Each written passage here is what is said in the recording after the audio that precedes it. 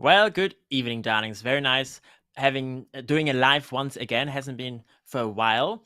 I want to thank everybody who's watching now. Obviously, everyone on the replay crew. I want to say thank you very much to everyone who has subscribed. I've just hit over 2,500, so that's quite amazing. And of course, a special thank to everyone who is a member, a channel member. So today, I would like to discuss the IAS event protest that's happening next week. And without any further ado, darlings, please welcome my guest, my expert in such matters, Mr. Alex Barnes Ross, aka Apostate Alex. Good Hi, evening. Sam. How do you do? Good. How are you? Yeah, I'm doing all right. Yes. So today we are talking about the IS event protest that's happening next week. You organized it last year. This year you're doing the same thing. You pretty much started organizing it as soon as last year's one finished. And a lot of shenanigans has been going on in the UK in the meantime as well, including Scientology trying to stop you or anyone from protesting in front of any Scientology so-called church in the UK. But you've been steadfast fighting that. Yes. So this year, the IS event is starting next week, Friday, Saturday, Sunday. It's going to be a 3-day event. And yes, tell us a little bit about that. Maybe a little bit about the what's the schedule is going to be like for on Friday, Saturday, and Sunday. Yeah, it's going to be an interesting one, that's for sure. I mean, the IS event last year took over my life. We only found out 4 weeks beforehand, so it was very stressful organizing this very short notice. This year, and that's because it was the first time it had happened in several years because of lockdowns and that sort of thing.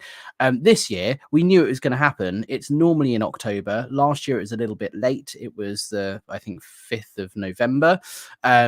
So 3rd, 4th, and 5th. So this year we were kind of preparing for it to be back to the normal weekend and kind of back to the usual schedule. So I'd started planning and kind of thinking, what are we going to do? How are we going to make things better or different from last year? Like you mentioned, as soon as the protest last year finished, I'd obviously been engaging with the police, with the council and different local authority members and residents and so on. And so as soon as the protest finished last year, it was very much a case of feedback and, doing some debriefs and asking people what went well, what didn't go well, what could we change next year, what do we need to do differently? And kind of coming up with some ideas for what we could do this year. But we didn't know the date and we were just kind of holding tight for that. And then as soon as we got the date, which was a couple of weeks ago, we saw that the tent was going up in the St. Hill grounds. And I thought, okay, let's start really, putting our minds to it and organizing this thing. So hit the ground running. I then later found out that the Church of Scientology applied for a public spaces protection order, which is essentially a ban on protesting outside St. Hill. It's for a minimum of 3 years, but they can run indefinitely. There's no limit to how many times it can be renewed or extended. It could be not limited to 3 years. It could just be forever. And the problem is, if that does get put in place, it will likely then be rolled out to all Scientology organizations in the country through a series of different PSPOs. So it's been a lot of fighting and battling with that, speaking with the local council and trying to defend our right to protest and our freedom of speech. It's been liaising with the local council, the authorities, about what our plans are, at the same time doing press and media and kind of just talking about this is what we want to do and why we want to do it. And Scientology very stereotypically shot themselves in the foot by trying to ban our protest because, of course, the media picked up on that after I sent out a press release and we got coverage in the BBC. There's a couple of other things in the works. And they're reporting on the fact that Scientology are trying to silence victims and silence critics. So just doing what I can, really. Yeah, that's amazing. Wow. Okay. So I've just, for anyone who hasn't subscribed yet to Alex's channel, I've just put in the link in the chat. And I'm also going to put in the link of the website that you created where people can basically register themselves to say, yeah, I'm going to be part of the protest or whatever. Do you want to maybe briefly explain what that is, what that involves, and why maybe somebody would do that? Yeah, so look, it's a protest, right? Everybody in the UK has the right to protest, the right to assembly. Anybody can join us. You don't have to register. But I got a lot of flack last year because I put this form up on the website and said, hey, if you want to come, please fill out this form. And people were like, why are you doing that? Why do we need to give you your personal information? Blah, blah, blah. And I was like, we don't have to, firstly. But secondly, there is a reason. And that's because I work in marketing and events. So I know what sort of things the police and the local authorities want to know ahead of time, because they want to know what risk there is for disorder and antisocial behavior and that sort of thing. So for them to assign the resources necessary to protect us as protesters and to protect the peace and obviously protect Scientology as well, they need to know a little bit of information about who we are, what sort of protest is it going to be, is it going to be violent, that sort of thing. So the more information they have ahead of time, the better. So the form is a way of collecting certain information that helps us build a good relationship with the police. So, for example, it asks, have you ever been in Scientology? Are you an ex-Scientologist or are you not an ex-Scientologist? Because one of the questions the police asked was, are the people gathering going to have they got a vengeance? So they got an axe to grind? Are they going to be likely to try and jump the fence and get violent? So if I can demonstrate, well, actually, no, the majority of protesters are local residents who don't have any affiliation with Scientology at all, that works in our favor. And also things like how people are going to get there. Are you taking public transport or driving? Because the local authority, the highways agency, want to assess the impact on traffic in the local area, and we need to figure out parking and this sort of thing. So that's the information, and that's why I don't send personal information to the police or whatever. I just give them a rough idea of, okay, we're expecting 20 protesters, 50% of them have never been in Scientology, and 30% of them are arriving by car, for example. That's the amount of information they get. There's also the question on there about can you give us your email address and or phone number? And you don't have to fill those out. The reason those are on the form is so that I can keep you up to date with information, because things are changing every single day. We might change our meeting place or time, so it just enables me to send you an email or a text on the day and say, hey, just to let you know, we're meeting a bit earlier, or we're meeting a different place, or whatever. But it's completely optional. You don't have to fill it out. I encourage anybody and everybody to come, but it does make it easier for me to liaise with the authorities to get the required permissions to do the march and the protest. And I remember last year there was some arrangement that you managed to do with there was a club opposite of where St. Hill was. I think it was a rugby club, where you could use maybe the facilities and such. Is that a possibility this year as well? Yeah, that ends up not being such a great event because last year, context, there's a rugby club opposite the St. Hill property, and they are not owned by Scientology. They're independent business. It's a rugby club with a car park. So I messaged them and said, hey, would it be possible for us as protesters to use some of the car parking spaces in your club, because it's closed over the weekend? I don't mind, donating, or if you are open, we can come in and use the bar for a drink afterwards, so you get some money for alcohol and stuff. However you want to work it out. But they said, yeah, that's absolutely fine, no problem. So I announced that on the website and said, hey guys, if you need to park, you can use the rugby club. However, on the day, the rugby club weren't there, and Scientology had placed their own security at the gates of the rugby club car park and were denying protesters entry. So I said, no, well, look, we have permission. Here's the email from the owner of the club saying we can use the car park.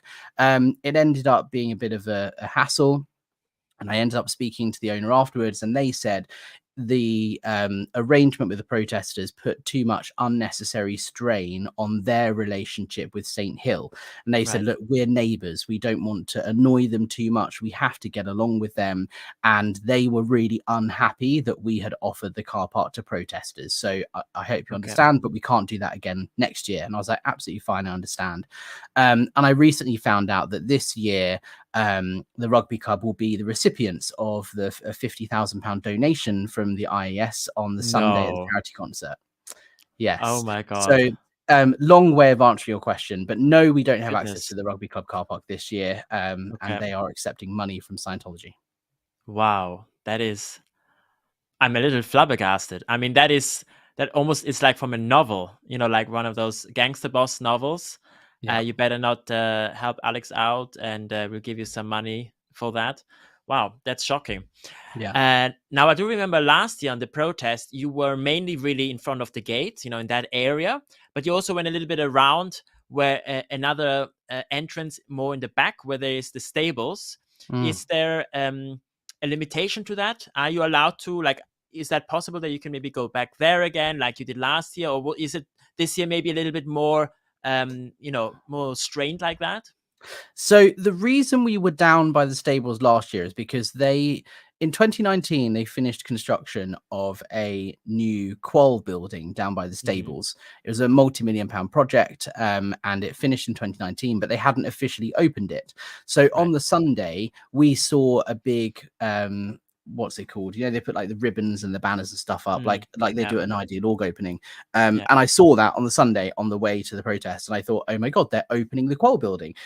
So we went down there for the opening on the Sunday, and that's why we were protesting in that area. There's not normally anything going on down that part of the property. Sure. There's not an event. Normally it's just because it was a one-off opening, so we went down there for part of the day. This year I expect that it will be the same as the Friday and Saturday last year by the main gates. There is a lot of back and forth with the police and the council because Scientology, basically, they don't want us by the main gates of St. Hill. They don't want people going to the event to see a bunch of protesters holding signs saying, hey, if you want to leave, we're here to help. So they are trying to do everything they possibly can within their power to get us as far away as possible. So one of the things they're trying to do is get a designated area for us to be in, which is up by Rockwood Park, which is a couple 100 feet away, nowhere near the entrance. So there's a bit of negotiation there. They also block the public right of way. So the verge outside the or next to the gate is public land. It's quite a large area. It's a decent space for us to gather, and they had parked like vans on the verge. They put plant pots all along the pavement, and the whole point is to try and stop us being too close to the entrance. So I've obviously complained to the council and said, hey, they're obstructing the right of way. And that makes it dangerous for us because that means not only protesters, but people attending the IAS event have to walk in the road rather than use the verge. So by blocking the verge, it's making it unsafe for everybody. So that's one of the ongoing discussions. Who knows where we'll end up, but the plan is to do the same as we did last year and be on that verge by the entrance. Okay, excellent. By the way, everyone in the chat, just as a fun little game, if you have any fun ideas or great slogans to put on a protesting banner, do put them in the chat just as a little suggestions. Please do write suggestion or maybe comment so I can spot it right away. And Alex, would you like to tell us maybe a little bit about Friday, Saturday, Sunday, just briefly what the scheduling will be like for the protest? Yeah, so historically, obviously, there's been protests at St. Hill for years, right? The protest that I organized last year isn't the first time it had happened. It won't be the last. But it was, as far as I understand, the first time there was a protest across all 3 days. Historically, protesters had only gathered on the Friday, which is the big main event. So we're going to do that again this year. The IAS event is split up into 3 days. So the Friday is the main event where Dave Miscavige speaks to Scientologists that travel from all across Europe to attend. It's the big main, hey, look at us, we're expanding, we're doing all of this stuff. And that's the biggest attended event. The Saturday is the Patrons Ball, which is the big fundraiser. That's where all the high donors for Scientology come along and they donate lots of money. They get awards for increasing their status level. And then on the Sunday is the charity concert, which is meant to be a public benefit gig that is where they donate money to local charities. And this is the event that the mayor went to last year that caused an issue that ended up in a double page spread in the Daily Mail after I was working with them on that expose. So essentially, those are the three main events, and we will be there for the whole 3 days. The plan on the Friday is to march from East Grinstead Town Centre. Now, in terms of permissions, you don't have to have permission to protest if you just want to gather somewhere and do a static protest. But if you want to march, you do have to get permission from the police. You have to give them, 6 days notice. So that's what we got last year. I applied for road closures, all that sort of thing. This year, I haven't applied for a road closure, but I have applied for a police escort. And hopefully what we'll do is we'll gather in East Grinstead and we'll do the walk from town down to St. Hill and then gather there for the rest of the day. And then the Saturday and the Sunday, it will be a smaller gathering, less protesters, no march. We'll just be there outside the gates. Okay, great. And if anybody would like to, let's say somebody can't come to protest, but maybe they want to help in some way, whatever it is there anything you can maybe tell them, like what can we do if we can't be there, either because it's too far away, we have to work or whatever? Anything we can do to support?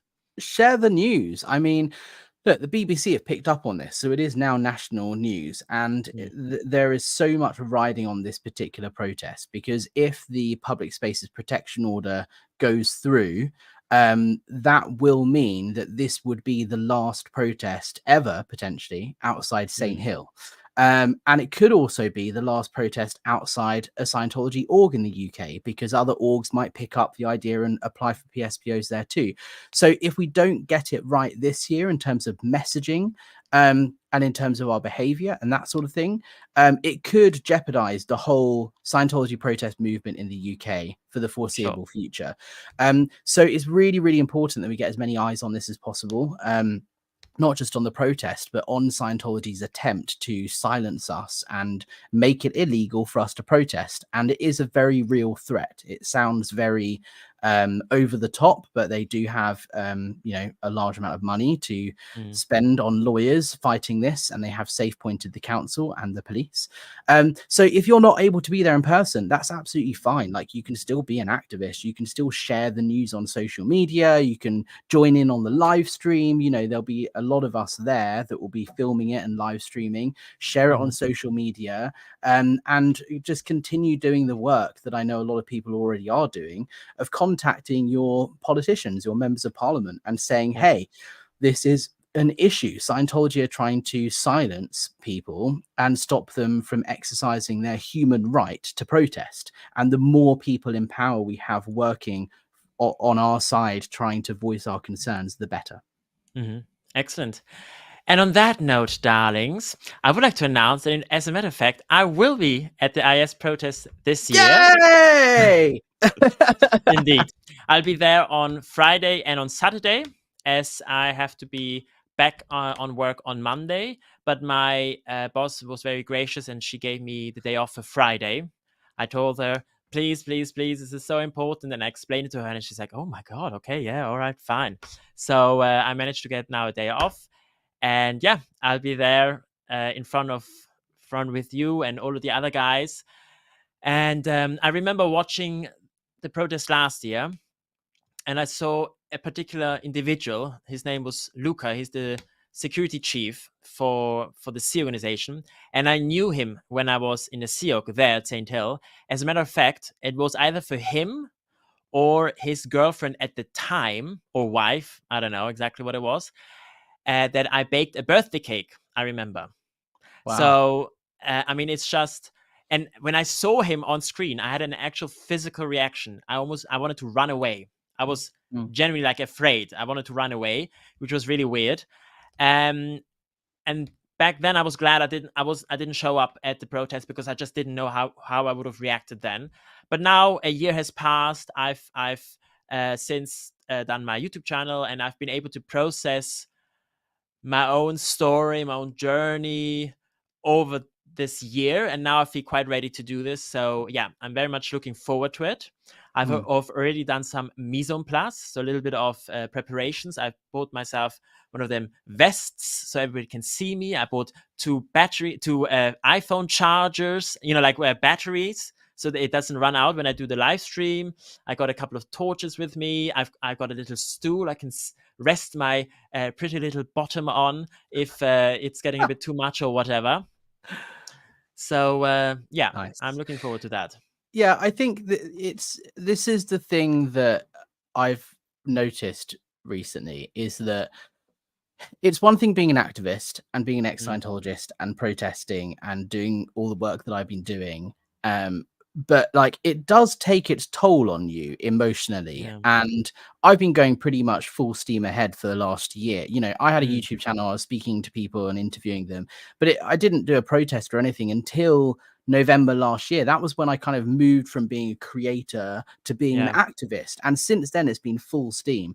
And, I have to take breaks and take time off and all of this, because it does take its toll on you. And for me, the biggest emotional sort of moment, I suppose, was when I protested outside London Hall, because that was where I worked and I saw lots of people that I knew and remember.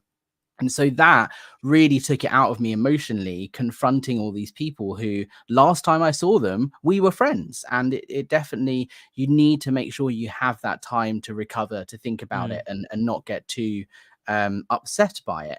And, I just want to make sure that people who are coming are aware that it can be quite impactful if you have been abused at St. Hill, if you've had a horrible story, if you've spent time there. It can be challenging to come face to face with those people again. And the last thing I would ever want to do is cause anyone to be triggered or do something they don't want to do. So welfare is really, really important in organizing this thing, and just making sure that people have space and they have time, and don't push yourself. If you find yourself being upset or triggered or whatever, like, it's okay to take a minute, go and sit in the car or something, and get some tea and warm up, gather your thoughts. And even if you're just there for half an hour or something, because it's too much to be there for longer, like, that's absolutely fine. It's an emotional thing for us. For never-ins who are supporting us, who are going to this protest, who don't have a Scientology experience, it's different. It has a different emotional toll on you. But for ex-Scientologists, it can be quite emotional. Yeah, absolutely. And I'm sure I'm gonna have. I mean, I've already been. I've lost my protest virginity. It was back in Denmark. I remember it was a lovely warm day. So I did there my first protest. And I didn't know how I was going to be. I thought it was a good step, because I didn't work there. I didn't know anybody there. So, it was unlikely that I was going to see anybody there that I knew back in the day that I was in the SEOC. But, it went quite well. And fairly quickly, I was able to start talking and shouting, "Confront the list," because we had the list of all the children and things like that. And I was able to talk to a few people. So that went quite well. And I hope the same thing will happen at St. Hill. And for anyone who's going to be there protesting, please bear with me. I'm socially very awkward. I'm friendly, but socially very awkward. So, I'm just forewarning you already. You'll be fine. I think that the key thing with this protest is that it's all about kindness and compassion, right? Scientology are trying to find any way or reason they possibly can to shut us down. And in order for a public spaces protection order to be put in place, which is the legal battle that's going on at the moment, that very well may end up in the High Court, they need to evidence antisocial behavior and discrimination and harassment and those sorts of things. So, for example, our chant last year, "Pip Pip Cheerio, Scientology's got to go, the abuse has to stop." Yeah. It's possible that part of that could be interpreted as discrimination, saying "Pip Pip Cheerio, Scientology's got to go." Because that's what Scientology have done. They've clipped parts of our chant and taken out the "abuse has to stop" portion and used the first part to say, hey, they're calling for the eradication of the Scientology religion. That's religious hatred, and therefore the protest should be banned. So I've had to do a lot of work educating the council and the police on the full chant and what they're doing. But what we're doing this year is being really, really careful with the messaging and like taking that first part out. We won't be chanting that because we just can't risk it. But because of that, you know, it's really important that we are kind, compassionate, we're friendly, we are complimenting people on their dress sense, on, you know, their clothes, and saying, you know, keep your credit card safe, enjoy the event. We don't want to disrupt people attending the IAS event. We don't want to disrupt their activities. We just want to make sure they're aware that there is a support network and resources available if they want to leave. So when it comes to being socially awkward or anything like that, like you can't, kindness and compassion it trumps everything. So I don't, you know, you can be who you want to be, and that's welcome. We'll support that.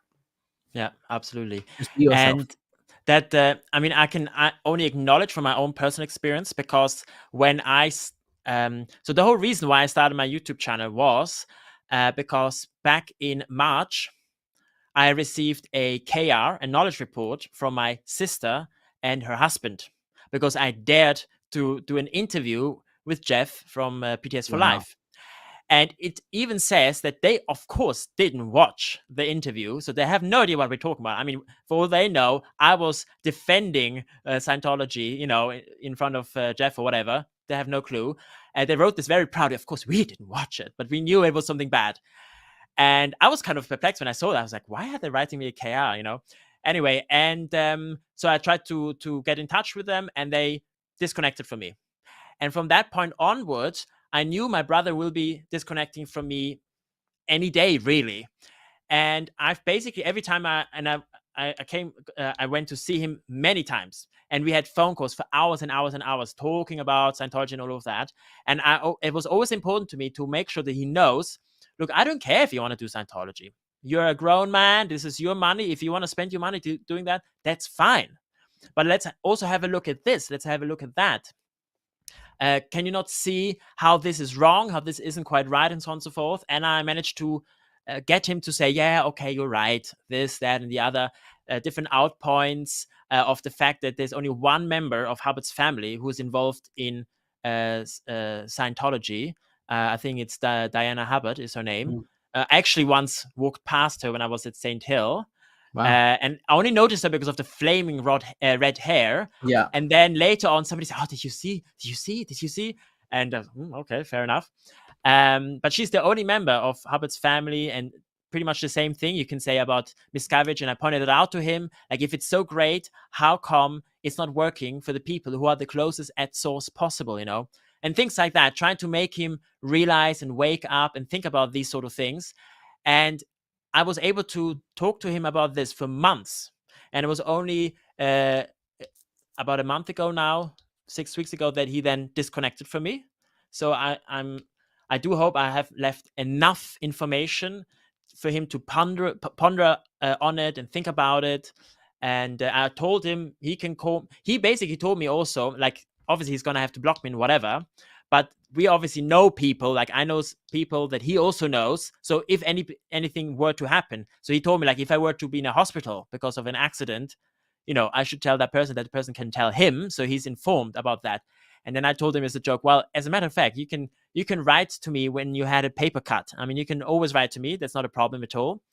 And yeah, I mean, I told him as well, because he also felt bad about it. He genuinely felt bad about it, but he genuinely also believed that Scientology is the only thing to save him. And I told him that I completely understand that. I have complete compassion. I do not hate him at all. And he's always welcome, no matter how many years will go by or whatever. He can always come to me. That's absolutely no problem at all. And that sort of message is also the kind of message I would want to give next week on the protest. And if Luca is there, I set myself this target. I will go to him and talk to him. And I will say, oh, hi, Luca, how are you doing? And, just talk about the good old days. Oh, remember the cake that I made, and so on and so forth. And just sort of try to show him as well, I'm not as evil as he thinks, possibly, because I'm at the protest, right? And just engage him maybe in a little bit of conversation.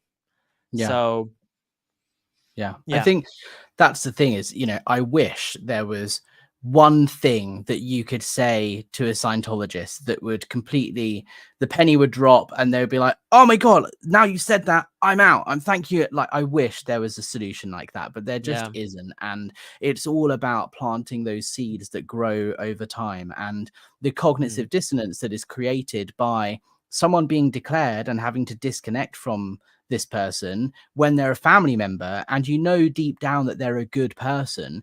It does cause that kind of start of that questioning thing in your head. And you know, it's horrible that you've had to disconnect from your family, and we can only hope that over time, you know, your brother will get to the point where he's like, yeah, like, I wish I didn't have to disconnect from Sam. Like, Sam's good. He doesn't actually have anything against me being a Scientologist. He just wants me to be happy. And, you know, who knows how long that will take. But yeah, getting that message across that no matter what, there is support available if you choose to leave, it is really, really fundamental, because they will know in the back of their mind that at any point, when when it all gets really tough and they're doubting and they're, you know, in a bit of a rut, they can call you and they'll, you know, be sorted. Someone will come pick them up and all of that. So that's what my activism has all been about anyway. And what I've been trying to do with this protest is like get that message across that no matter what, we're here to help you. We're not going to try and convince you to leave. We're not going to try and stop you from going to the IES event.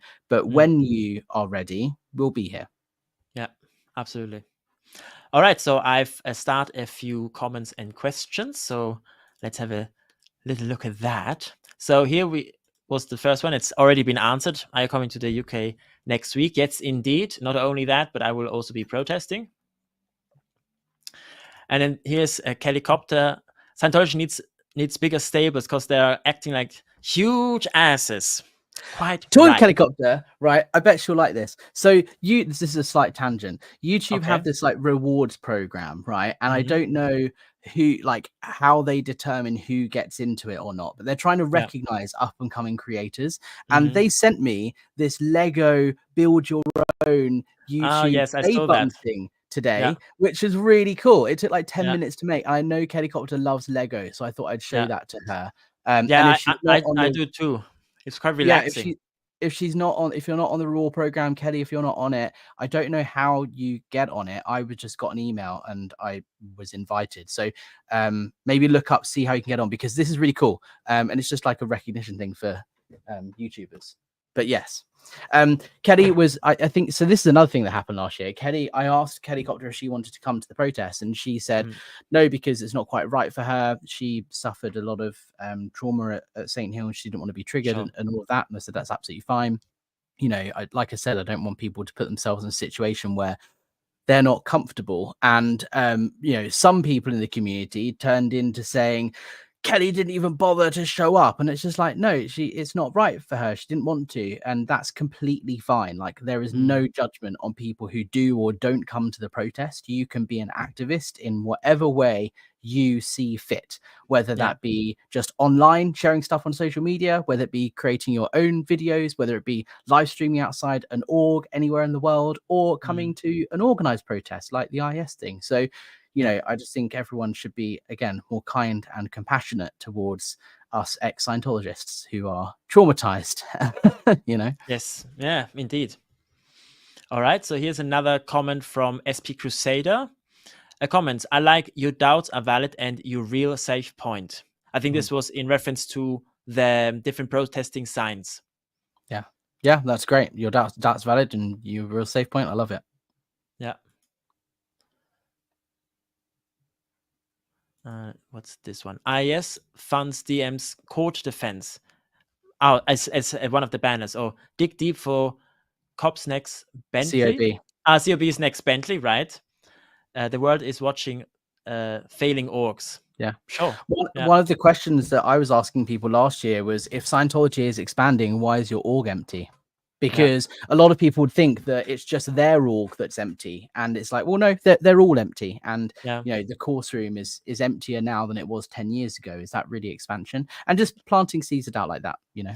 And as well, if I'm going to talk to anybody there that I knew, for example, Luca, I will point out to him, do you remember when I was here working with just one other guy we were feeding 350 staff. How many staff are there now? Well, I know they have now about 250 staff, so 100 staff less. So is it really expanding? Well, because that's something like there's nothing he can really say, because he knows me. I was there. I had to cook for all the people. I had to manage the £2,000 budget that I had, a few pence per meal per person. So I know how many there were back then. So yeah, it'd be interesting how he would respond to that. Yeah, it'll be interesting to see how Luca is this year, because he last year got very angry with us on the Sunday and actually tried to push me and Stephen Jones into the road with oncoming traffic. He got quite aggressive with us on the Sunday. He was fine the Friday and the Saturday, but obviously the pressure was mounting against security to shut us down. So it'll be interesting to see A, what his behavior is like this year, and B, how he reacts to seeing someone that he knew personally, such as yourself. Right. Yeah. And also, I think because you were at the protest that there was at the Paris opening, wasn't he there as well? Yeah, he gets carted around all over the world. I've seen him in LA as well on some of the live streams over there. Yeah. Oh, wow. Okay. I think it was the March 13th event, or it might have been the New Year's event. He was in the live stream, and I was like, that's Luca, like he's from St. Hill, that he gets shipped around wherever he needs to be. Goodness. I mean, that already shows you how short-staffed they are.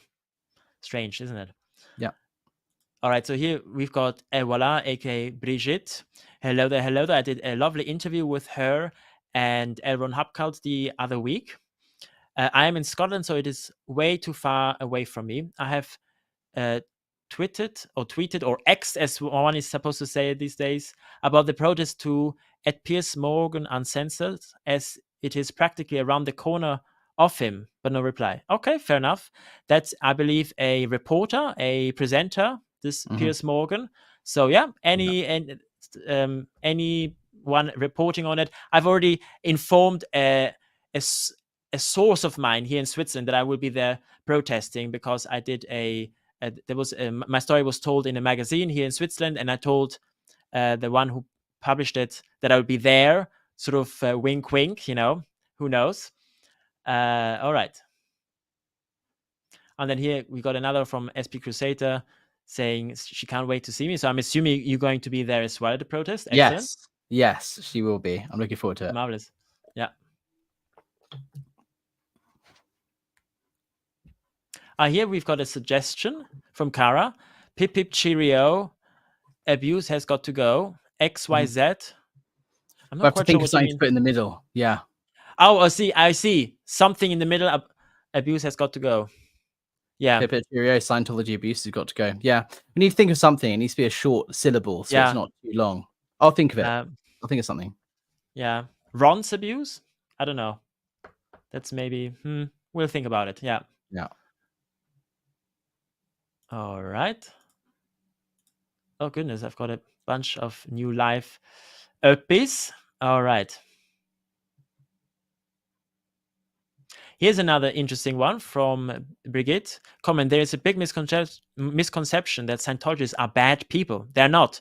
They just don't know the outside world. I absolutely must agree. I would say the majority of Scientologists, and certainly the ones who are staff and SIG members, are very good people. Because if you think about it, they are giving up their own life, their own dream, maybe of their own fulfillment, to help others, to help the planet, regardless of how misguided it might be. And my own experience in Scientology has confirmed that, and most Scientologists are actually really nice people.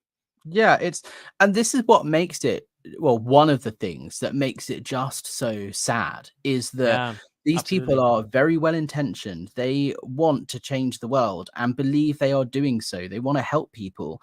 And it's just really unfortunate that they have been lied to, they've been tricked, they've been manipulated, and they are under the coercive control of a harmful organization that is making them believe what they're doing is beneficial for planet Earth and for mankind. Right. And it's just so heartbreaking to know so many people that I used to work with at London Org that are still there today that think they are helping people and helping themselves, but actually what they're doing is harming people, and they don't even realize it.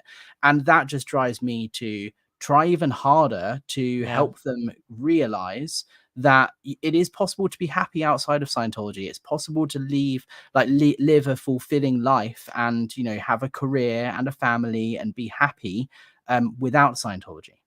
And also, I think is important because I remember when I was in Scientology, I had a very black and white attitude. Something is either completely good or completely bad. There's no gray area. And even Hubbard talks about there is no gray, there's only black and white. And so thinking about that, perhaps if you are a Scientologist and you're wanting to leave, you automatically would have to think Scientology is bad. But you can't, you know what I mean? Because it can either be good or bad. But if it's all good, why do you want to leave? Why can you not talk to your family and so on and so forth? And I think it's also important to, I don't know how to say it or how to communicate it, but to say, look, it's okay for you to step away from Scientology and still think some things are okay, are still good. You still enjoy certain whatever touches this or whatever you want to do. It's perfectly okay that there is such a thing as a gray area. But I mean, like myself, when you grow up in it, you really learn there is no gray area. It's not allowed because gray area means doubt. There's doubt, some sort of doubt, and doubt is just not allowed.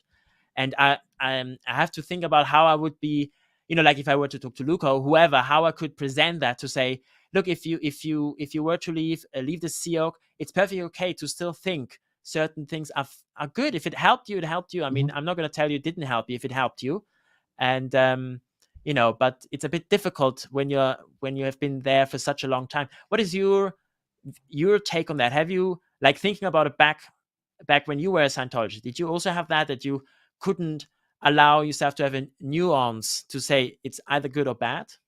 Yeah, I mean, I was in Div 6, so I was public facing. So my job was to defend Scientology every day when people would come into the org and say, you know, you're a cult, you believe in Xenu and blah, blah, blah. Like, I would spend all day, every day defending Scientology, but also trying to recruit people and convince them that it's beneficial and helpful. And so, you know, anyone that was negative, you just instantly shut down and think, oh, he's calling me a cult or calling me someone that believes in Xenu. Like, he just clearly has no idea what Scientology is really about. And therefore, anything he says is complete rubbish. I'm not going to listen to him, is how I interpreted it at the time, because there is no, as you say, nuance or gray area. It's binary thinking. You're with us or against us. Die in the attempt.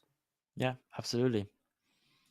We've got Jeff here from PTS for Life. Planting seeds of kindness will ensure when they leave, they know there is help for them. Absolutely. Yes. Yeah, planting seeds and hope that they will, what to say? Grow into, because that's the thing. Like, Scientology teaches its members that a suppressive person is the most evil person on planet Earth. They're covert hostility, right? They have a dagger behind their back. They're trying to prevent the success of others. They want you to not succeed in life. They are evil, horrible people. So by being nice, and not like in a sarcastic way, but genuinely being nice and kind and compassionate and saying, look, we're not here to protest your beliefs. We're just here to let you know that we will help if you want to leave.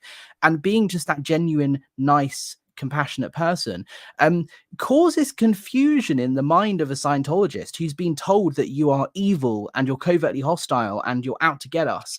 And that's one of the reasons I try and take that approach, is because it starts, you know, planting that seed and creating that cognitive dissonance, so that, you know, my friends at London Org, when they saw me in March for the March 13th protest, you could see in their eyes being confused, because they know that I'm not an evil person, because I worked with them and they remember me being nice, and me being there and saying, tomorrow at 2 we'll be thinking of you, because the protest on a Wednesday. Like, it causes a bit of confusion that hopefully will get them to realize that maybe what Scientology are telling them about who we are isn't perhaps 100% true. Yeah, absolutely. I very much agree with that. Yeah. We've got another question or comment here from Brigitte. Question: will police also be there to keep the protests safe? Yes.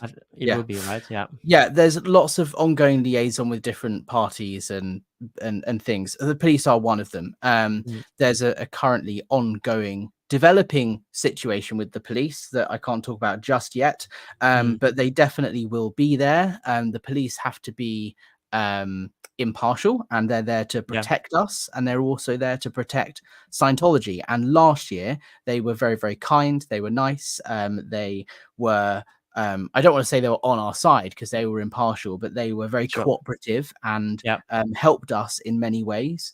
And hopefully they will do the same this year, but they will definitely be there for sure. yeah. I've got here a comment from Scientology Up North. Comment, I certainly hope the UK police is as handsome and polite as the 6 Danish officers sent to talk to us on this Tuesday. Well, they were very handsome indeed as well when I was there on the protest, and they were very nice, very polite. They waved at us when they drove by when we were protesting there. And from what I could tell last year, they were quite nice, the police that you were engaged with. Yeah, there's different levels of police, and therefore different levels of safe pointing that's going on. That's all Sure, that I'll of say course. at this point. Yeah. But I'm in communication with intelligence officers. I'm in communication with higher up people in the police, and I'm Mhm. will be in communication with the people there on the day, and their take on things is different completely, Yeah. understandably, because they have a different view on stuff. So yeah. Yeah. Okay. Good. Then we got here a comment from Hobley. I will be there streaming. Got a different type of audience.